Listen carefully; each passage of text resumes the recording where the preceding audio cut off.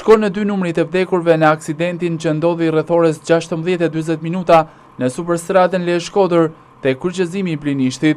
Përplasja 2 automjeteve, njëri tip Audi me një tjetër tip Benz, ka qenë fatale për 54 vjeçaren Fatmira Ndrexhoni nga Tirana, e cila ishte pasagjere në mjetin tip Benz, si dhe ka ndryuar jetë gjatë orëve të vona të senjtes, edhe shtetësia tjetër po më të njëjtin emër, Fatmira Ndrexhoni, 64 vjeçe, e cila ishte dërguar në spitalin e traumës në Tiranë, por nuk ka mundur të mbijetojë plagëve.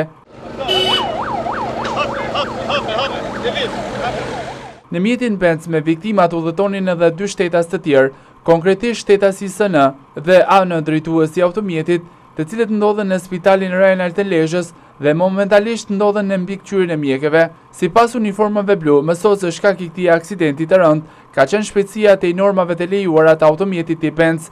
Në vendin e ngjarjes kanë mbërritur uniformat blu, forcat zjarfikse si dhe disa autoambulanca, ku këto të fundit kanë bërë të mundur transportimin e të lënduarve fillimisht në spitalin Rajonal të Lezhës e më pas për njëri nga të lënduarit drejt Tiranës, e që ky fundit nuk ka mundur të mbijetojë plagëve. Është dashur ndërhyrja forsave të zjarfikësve për të bërë të mundur nxjerrjen e personave të aksidentuar nga makina tip Benz, të cilët kishin mbetur të bllokuar për disa minuta brenda në automjet.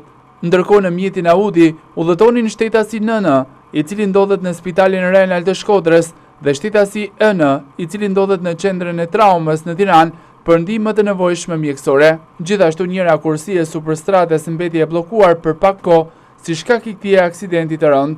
Policia dhe grupi hetimor në vend ngjarje po punojnë për zbardhjen e shkaqeve të këtij aksidenti që i mori jetën 2 personave dhe plagosin e 4 të tjerëve.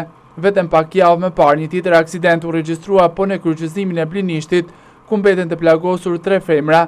Autostrada Lezhë-Shkodër është bërë shpeshherë burim aksidentesh, ku në të shumtën e rasteve edhe me jetë të humbura.